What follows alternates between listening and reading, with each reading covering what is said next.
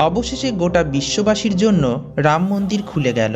উদ্বোধনের পর থেকেই রাম মন্দিরকে ঘিরে তুমুল চর্চা শুরু হয়েছে। রাম মন্দিরের গঠন কাঠামো থেকে শুরু করে সাজসজ্জা সবই এখন আলোচনার বিষয়বস্তু। তবে এই সবের মধ্যে সবথেকে বেশি নজর কেড়েছে রামলালার মূর্তি নির্মাণ কাহিনী।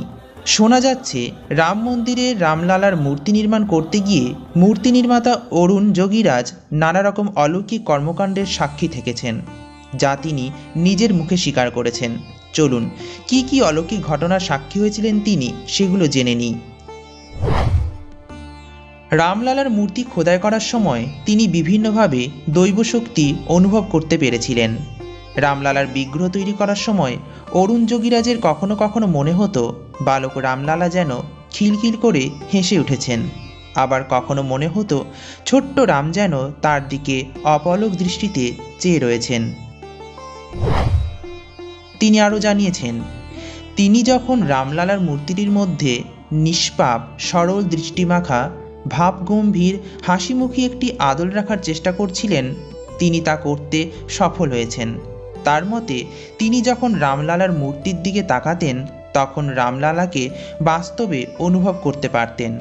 রামলালার মূর্তির দিকে তাকালেই অরুণবাবুর মনে হতো ভগবান শ্রী রামলালা যেন স্বয়ং মর্তে অবস্থান করছেন।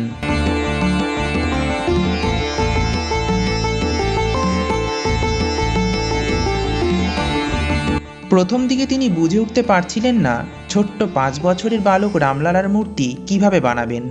এরপর ঘটে আরেক অলৌকিক এবং রহস্যমণ্ডিত ব্যাপার। একদিন হঠাৎ অরুণবাবুর নজর যায় তার পাশের বাড়িতে খেলতে আসা বাচ্চাদের দিকে। সেখানেই গুটি গুটি পায়ে ছোট ছোট শিশুরা হাসি মুখে ছোটাছুটি করছিল। কাকতালীয়ভাবে বাচ্চাগুলোর বয়সও 5 বছরের আশেপাশে। এই বাচ্চাগুলোকে দেখে অরুণবাবুর চোখ খুলে যায়। তিনি চোখের সামনে দেখতে পান 5 বছর বয়সী বালক রামলালার মুখমণ্ডল।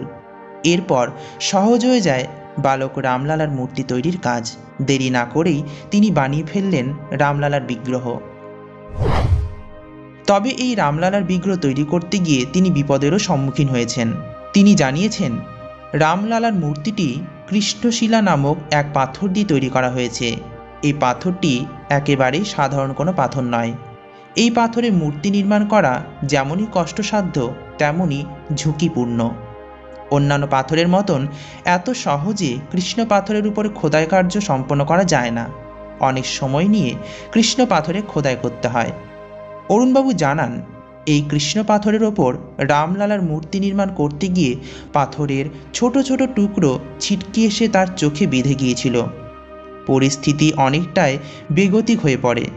অবশ্য চোখে ব্যথা পেলেও তিনি কাজ থামাননি, বরং চোখে ব্যান্ডেজ বেঁধে ঔষধ খেয়েই রামলালার মূর্তি নির্মাণ কাজ সম্পন্ন করেন। রামলালার মূর্তিটি সম্পন্ন হয়ে যাওয়ার পর তিনি মূর্তির চারপাশ থেকে এক প্রকার দিব্য জ্যোতি দেখতে পান। বিশেষ করে রামলালার মূর্তিটি পলিশ হওয়ার পর মূর্তিটির মধ্যে থেকে সে রূপের ছটা বেরিয়ে আসছিল।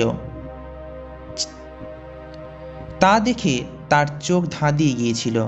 অরুণবাবু সে রূপ চাক্ষুষ করে থতমত খেয়েছেন বলেও জানিয়েছেন। রামলালার মূর্তি তৈরি করার জন্য তিনি টানা 3 মাসেরও বেশি সময় ধরে নিরামিষ খাবার খেয়েছেন। এই নিরামিষ খাওয়া নিয়ে তিনি একটি আশ্চর্যজনক তথ্য সামনে এনেছেন। তিনি জানিয়েছেন, আমিষ ছাড়া তিনি চলতেই পারেন না। মাছ মাংস না হলে তিনি খেতেই পারেন না। আমিষ না খেলে তার পেটও ভরে না। কিন্তু রামলালার মূর্তি তৈরির সময় তিনি যখন নিরামিষ খেতেন তখন তার মনেই হতো না যে তিনি নিরামিষ খাবার খাচ্ছেন। এমনভাবেই খেতেন, কখন যে খাবার শেষ হয়ে যেত তিনি বুঝতেই পারতেন না।